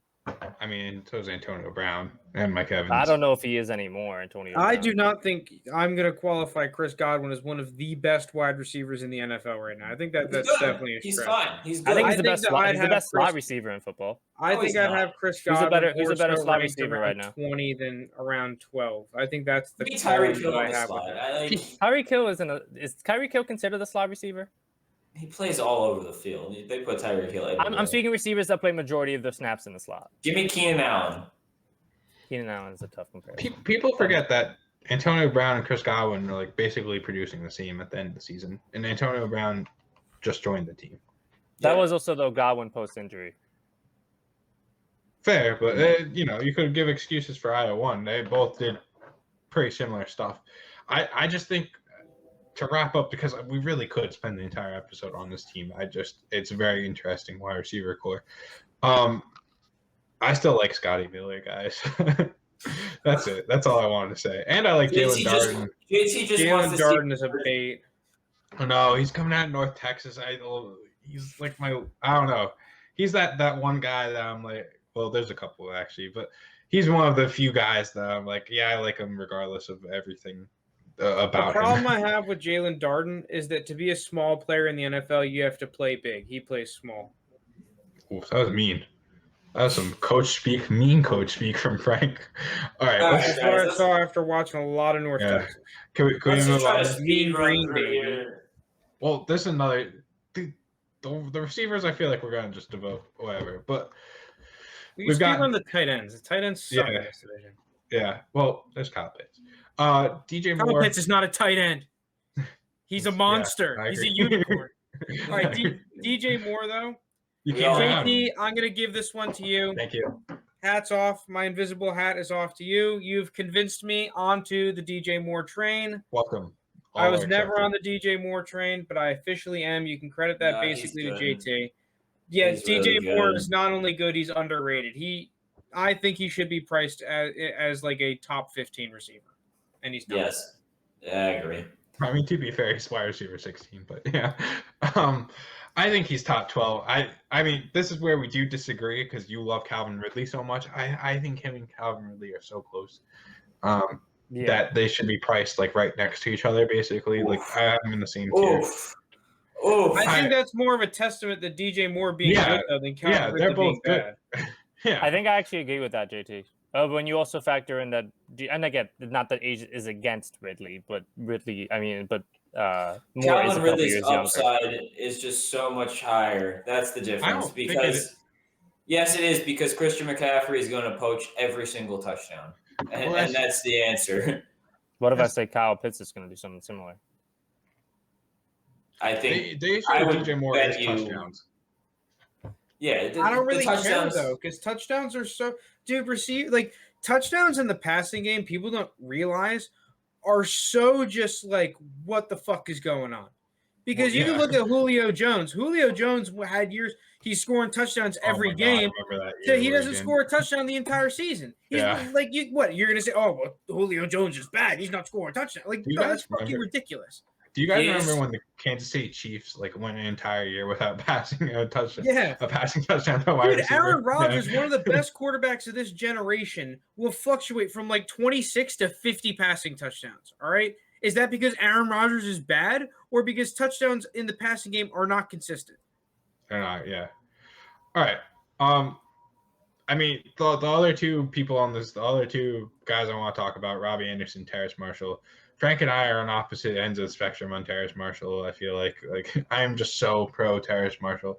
I wouldn't say Frank's super anti Terrace Marshall, but not probably the lowest out of this group on him. I think he's so good. I think he's my wide receiver. Here's the thing. I very reluctantly, so I put him on most overrated. I very reluctantly did that because this was a wide receiver core that was hard to find a clear most overrated. Unless you wanted me to pick Zacchaeus at 91, but I figured that would kind of be. I almost did Russell Gage at 59. God, the disrespect. He's gonna have a good year. But we'll talk about him in a sec. But with Terrace Marshall, he just kind of the result of there not being a clear option. It's different things like his health. I will give him credit that this is one of the better spots because of Joe Brady having familiarity with him. But the injury concerns, I didn't absolutely love what I saw in college. I was never as high on him as everyone else. I think I like him a little bit more than Frank does. So I'll let Frank explain because he's lower on him than I am. I hated his tape, to be honest. I really didn't like it. He didn't block, which was fucking annoying. He couldn't consistently get open. I mean, listen, I think that he has an incredibly high ceiling, but I don't think he will reach that ceiling. So I'm not really going to touch him. I think he definitely has the chance to. My concern that does hold me back is his injuries, where even in camp, I think he was battling a little bit of injuries. I think if he is going to get held back, it's going to be that. But I'm willing to take the chance on Terrace Marshall, especially when he's in that mid-second range in rookie drafts. Looking at does anyone have any thoughts on Robbie Anderson? I thought he was underrated. I'm just gonna die on the hill that he's overrated. To be honest, he's I thought he was pretty underrated at 51. I still like him a lot. Yeah, he's all right. I think he's an underrated guy. He had a good year last year. The only problem is that the person that has Robbie Anderson is not going to sell him for wide receiver 51. Yeah, that's the problem. That's what I'm saying. At 51, that's really low. And he had a productive year last year where DJ Moore and Curtis Samuel both also had 1,000-yard seasons in that offense, and he still had his own. JT, thanks for excluding my guy, Shi Smith. Shi can fly. I thought I did put him on here. off the list, dude, because that's a Matt Rule pick right there. Matt Rule, I remember watching the Senior Bowl, and instantly when his group, because they split it, the coaches, and he had the Shi Smith group with Kadarius Toney and them. First guy he talks to and pulls aside is Shi Smith, and that's because he he can play. Shi Smith, I understand if you watch his tape and whatnot, you're gonna be like, well, he's just a jag. And I can understand that. He's just an unfinished product. He is a dude that has a ton of potential. He just needs to put it together. And, dude, he's like, what, a 5th round pick, a 4th round pick? I think that if you're a team that has like a shit fuck of picks and is rebuilding, he's the kind of dude that I would shove on my roster. I would not taxi him, because if he really is not doing anything after like a year or two, I would be... Or like, let's just say there was a really high value waiver target and you need to cut someone. I don't think cutting Shi Smith is the craziest thing in the world. So I don't think he's a taxi guy. I think that I would shove him on my roster if I had liquid roster spots. All right, for cheap. I'm sorry. I thought I did put him on here. It's all right. I've accidentally deleted. We're still friends. Yeah. Well, I do like Shi. Well, I wouldn't say like. I don't mind Shi Smith. I would draft him in that range. Going to the Falcons, though, it hurt me to put the most overrated on Calvin Ridley at wide receiver 8, but like I just think the move from like wide receiver 8 to wide receiver 11 is bigger than moving, Russell Gage from wide receiver 59 to wide receiver 80. Like just dropping 3 spots in value is more at that point. So that's kind of why my rationale behind it. I still think he's a wide receiver 1. I'm just rather in the middle. I'm going to move him a little to the end of the wide receiver 1s, but I don't know. Like that's all I gotta say about him. I still think he's good. I am kind of concerned about what the target share is going to be. What like the volume of the targets, the efficiency of the targets. I don't think you have to worry about number of targets for Calvin Ridley. I just think on the Arthur Smith offense, I think they're going to run the ball like Frank said. Then why don't you like Mike Davis more? I just don't. I'm not a Mike Davis guy. I think this is like he ran Derrick Henry because Derrick Henry was like by far and away the best player. Like I'm not convinced Mike Davis is by far and away the best player on this team. I think you could have like a 5-headed back if you really wanted to. Like I don't think Arthur Smith is the guy who's tied to one player and is just going to run to the ground. It's just Derrick Henry was way better than any of the other running backs. So why not run Derrick Henry? I think when you look at this team, I think Kyle Pitts is going to get a crazy target share off the bat just because he is that kind of – I'd comp him more to A.J. Brown than I would Calvin Ridley. I think Kyle Pitts is going to be the A.J. Brown of this offense. Calvin Ridley would be more in that Corey Davis role. I know that's expecting a lot out of a rookie, but he's my unicorn. He's Frank's unicorn. I don't know. And with that being said, that's – Here's the thing I'm going to say, because – what good offensive coordinators do compared to bad offensive coordinators is maximize the skill set of the players on their team. And they don't just take one cookie cutter system and try to run it no matter what their skill set is. And I don't expect Arthur Smith to run the exact same offense that he was doing in Tennessee. You can't. How could you possibly run the same offense? Exactly. And Calvin Ridley, to me, is a bona fide top 5 receiver. There is very little doubt in my mind. I actually think that Calvin Ridley is just as good, if not better, than A.J. Brown. This dude is so slippery. Like, there are three, maybe 4. I'm not going to put Judy in here yet, but he would be that 4th. 3 stud tier route runners in the NFL: Devontae Adams, Keenan Allen, Calvin Ridley. It's just tough to cover this guy one-on-one. And he consistently gets open. If anything, Kyle Pitts there is a benefit, not a... I'm really surprised Stephon Diggs wasn't in that category. Diggs would be the 4th I thought of. I thought I would have put Mike Evans up there, too. Mike Evans, he's just physically Diggs is dominant. good. I'm not... Like, okay, Diggs is definitely up there. But... Diggs route running is fantastic. It is very good. It is very good. I love Diggs. I picked correct for Calvin Ridley. I think he's going to have an insanely good season this year. I wouldn't be surprised if at all if he was a top 5 wide receiver in terms of production. And I love Kyle Pitts, and I think Kyle Pitts is going to be a monster. I think he's going to be productive as a rookie, but I don't think he's going to get more targets than Ridley his rookie season. He might end up with more touchdowns, but more targets, I think it's still going to be Ridley because no one can really cover him one-on-one, and the safeties are going to have to pay attention to Kyle Pitts unless defenses want to stick like an outside top 2 corner on Kyle Pitts the entire game, which might end up happening.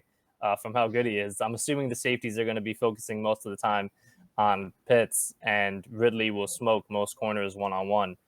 So I'm with Frank here. I'm happy with that ranking. I don't know. The only difference between me and Frank is how high would I put Ridley, but I definitely think 8 is fine. I'm good with him at wide receiver 8. I would not be surprised at all if he had a top 5 year. All right. Lastly, for the wide receivers, and we'll move on. Who's the guy to own? Is it Russell Gage? Gage, easy. Gage, easy. You're such a I like this receiving core. I think Gage, Zacchaeus, and Darby are all pretty good. Zacchaeus, I don't really like. Gage, I think is good. Dude, Olamide Zacchaeus, I don't know why you guys don't like it. He rapidly improved over the course of last year and was really consistently getting open towards the end of last season. I think I might like him more than Gage. I don't like Gage. I don't like Gage. I'm sorry. I don't think Gage will be any better than what he is. Zacchaeus is kind of. He was pretty productive in games that Julio didn't play last year. Anyway, moving on to the tight ends. I'm gonna trash talk Jake's boy real quick. Adam Troutman. I just think I don't mind the player. The price of nearly tight end 1 already is kind of nutty to me. I guess Lounis agrees with me here too. It's just it's. Like you're expecting, I forget who Frank was talking about earlier. Sam Darnold. Frank was talking about you're paying the price for him to be good, like what you expect him to be, and that's kind of what we're doing with Adam Troutman this year. I get that he does have the opportunity to be good, but we're already paying that price right now. We already got the jersey swap. Oh boy! Oh my god! Sorry, if you're on YouTube and you just saw what jersey Frank threw on. Or Twitch, but I just think we're already like he's not going to get much higher than that. Like, where are we putting Adam Troutman? Like, we're putting him almost in the Dallas Goedert, Noah Fant range, which is nutty. Like, the dude's in his second year; he hasn't really shown you that much to make him that high. We're just really spiking his value to opportunity more than anything. It's called the tight end wasteland, JT, and it's I not get called that for no reason. I know, but that is all you can bet on as a tight end is opportunity. He's a waste lord at best. I liked Harrison Bryant more last year. I think Harrison Bryant's way I lower, was going right? to say, for me, I just compared him to someone like would I rather have Trautman or Cole Kmet? That's close. It's close. That is close. Neither did anything last year. Neither did anything. They're in very similar situations to one another. It is. I'm close to saying I'd rather have Frymouth than these guys, especially at the price. The price, to be completely honest, you just named like the 3 guys that are all ranked like right next to each other. Yeah, Troutman is tight end 11. Cole Kmet is tight end 12. And Freiermuth, the Muth is tight end 13. You literally just named the tight ends all right next to each other. I'd rather. Wait, Jake, do you have the rankings pulled up? Tight ends, yes. Who's 14 through 16? Tight end 14 is Hunter Henry. Tight end 15, Jonnu Smith. Tight end 16 is Tanyan. Jack, I'd rather have Jonnu and Tanyan. And tight end 17 is a guy that should be cut. Who? Oh, Ingram? Evan Ingram. I'd rather have like every single one of those tight ends over. Where's Logan Thomas in these? Is he like 18? Tight end 18. Damn. No love for my guy. Tyler Higbee 19, Gerald Everett 20, Blake Jarwin 21. All right. Enough wasteland. Enough. All right, wasteland. moving on. Nick Starting to see the tumbleweeds. Sorry, I didn't even give all the rankings, but Adam Troutman's tight end 13. Nick Vanette's not ranked, not worthy talking about. Then we got the Bucks with Gronk, tight end 31. Cameron Brate, not ranked. OJ Howard, tight end 23. Panthers, Dan Arnold, tight end 46. Ian Thomas, tight end 49. Tommy Tremble, tight end 38. Kyle Pitts, tight end 1. Let's go. Hayden Hurst, 26. The Buck, we other than acknowledging Frank and his Dan Arnold, and we actually watched us two watched Tommy Tremble on stream. I think the Panthers we could kind of avoid. Go Dan Arnold. That's it. What do you mean avoid? Dan Arnold's a dark horse to finish TE1 this year, right? That's all. 1 overall. I love you, Dan Arnold. You're the man. We gotta get him on the pod. We got nothing but doubters except for me, Dan Arnold. Right, Ian Thomas was such a disappointment. Every game when Greg Olsen was the starter, he filled in, he played well, and then when he got given the starting role, he didn't do shit. I remember a year ago he was that dark horse guy, Ian Thomas. Yeah, because he would always play well. The first game I started Dan Arnold, he dropped 22 points in a victory over Lounis. That's all I want to say. I love you, Dan Arnold. Looking at the Bucks, I still think OJ Howard is a fine. Like, I think OJ Howard could break out. Like, it was like a 3-point win too. Can we stop talking about OJ Howard, please? I'm still believing in OJ Howard. I still believe in OJ Howard. I still believe in OJ Howard, man. Last year, I know it was only one game before he got hurt, but in the one game he didn't look bad. Didn't he catch a touchdown? In 7 snaps, like what? He's currently ranked behind Anthony Fersker. Like, Anthony Fersker is nothing to me. He's nothing. He caught touchdowns against the Patriots. That's all he's living off of. OJ Howard should be way higher, in my opinion. He's the backup tone. He's the guy that I don't even think I think he might start over Gronk. I was gonna say I think he's gonna start. I wonder what his price is, man. I just know Frank's. Check this out with OJ Howard. Okay, real quick. This is the last thing I'm saying on OJ Howard. In 4 games last year, and the 4th game he got injured in. So first game of the season, he had 4 catches for 36 yards and a touchdown. The second game, this is a bad one. He had one catch for 11 yards. But then games 3 and 4, he had 3 for 49, and then 4. This is when he got hurt, where he only played 40% of the game. He had 3 for 50 and a touchdown. I hate you, not Frank. Like terrible. You guys are arguing over trash, man.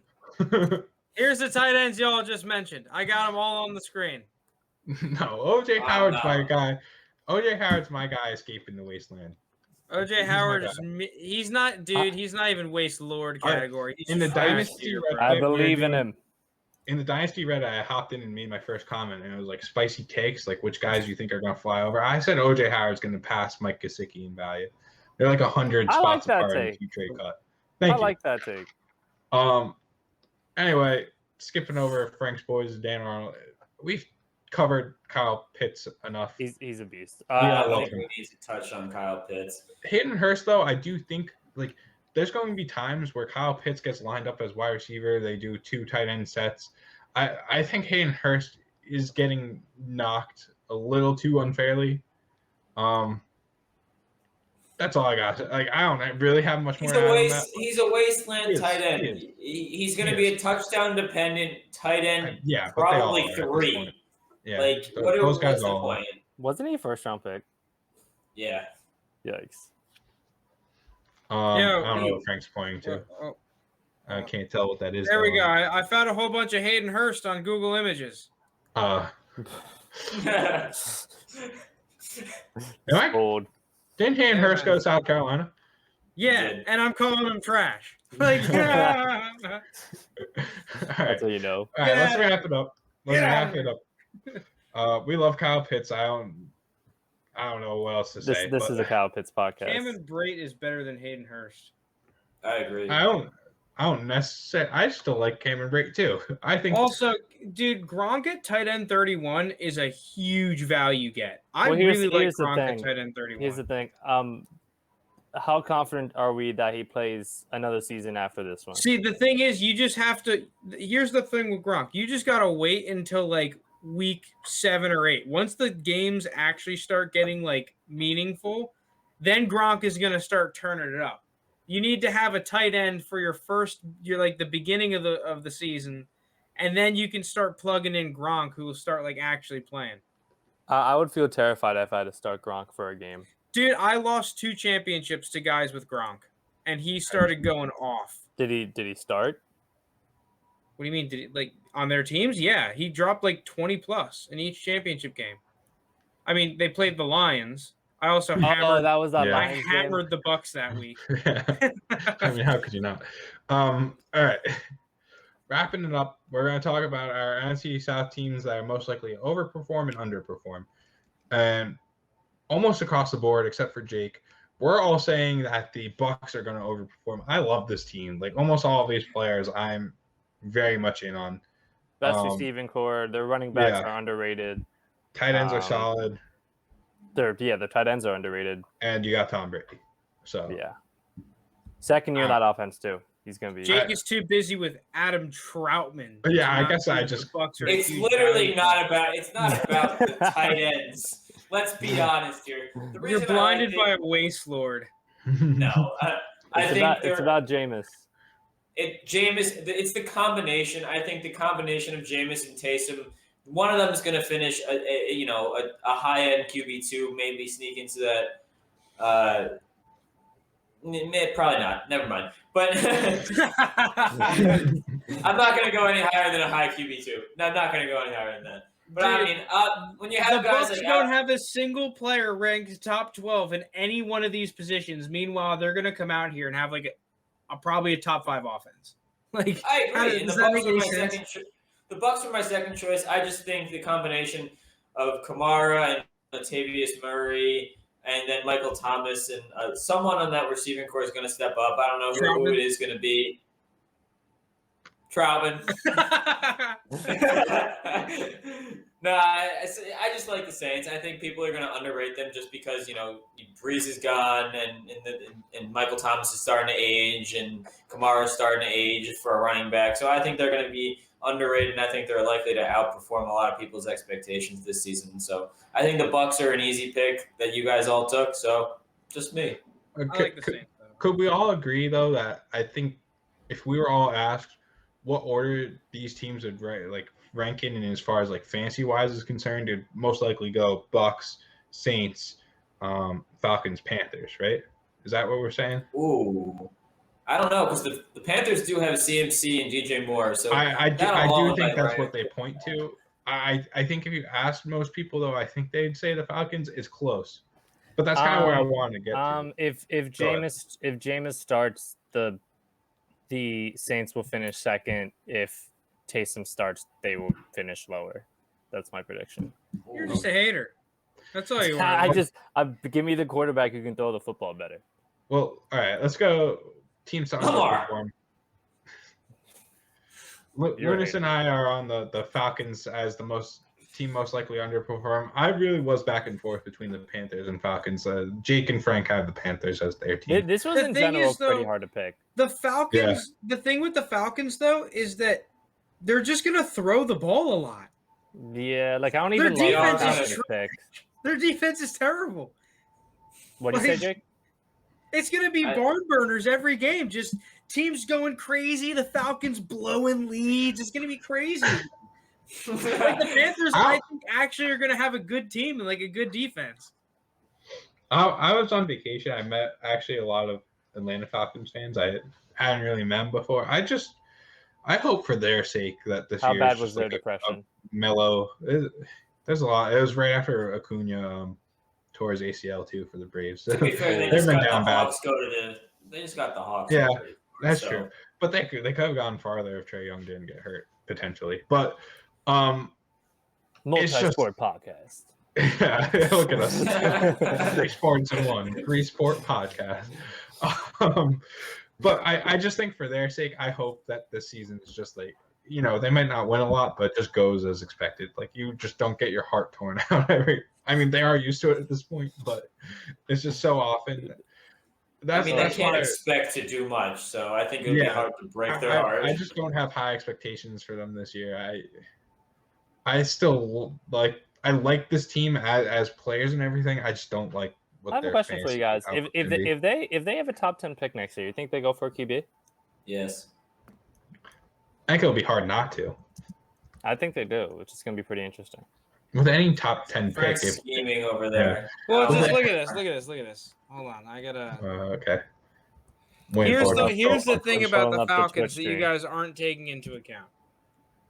Okay. He's gonna pull up like unicorn or something. No. Look at Arthur Smith, right? I'm gonna pull him up on the screen. Here's Arthur Smith.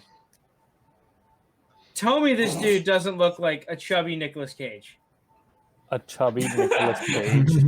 He does. We're gonna steal the Declaration of Independence. Falcons to the Super Bowl. All right. I mean, if you believe that, that Oh would my be a God. Hooters bet on your other pod.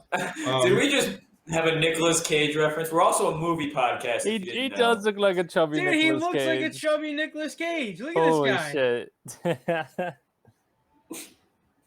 I'm weak. Is This this is a good? before. This is before the. Oh dang, that was a funny picture. This is right before the morning coffee. Yikes! Major yikes! Look Is at this a him. good He's place? eyeing the prospects right here. Should we end the pod here? I feel like this is a good place. Yeah, to we end. should. We All should. right. Episode 45 in the books. Thank you all for listening. Thank you if you made it through this wild end, stealing the Declaration of Independence. Yeah. Follow us on Twitch, YouTube, subscribe, podcasts. I don't know anything. Yeah, and you I can know, do. and I know. Listen, I know it's rookie draft season now. If you missed either of the last 2 episodes, I know today we just went over the 3rd round, but we talked about the 2nd round last episode and the 1st round the episode before that. So check those out if you have your rookie draft coming up. By the time you're hearing this, we might be doing our league draft rookie right draft. now. We should If do a not, live it's in a stream. couple days. So We should do a live stream during some of it. Live Well, stream we'll be our coming back, draft. yeah. I don't know about that one. We'll be X-rated. coming back with our picks next week. That might I don't be know if anyone really X-rated. cares, but yeah. It's gonna be X-rated. See ya, everyone. See you guys. Thanks.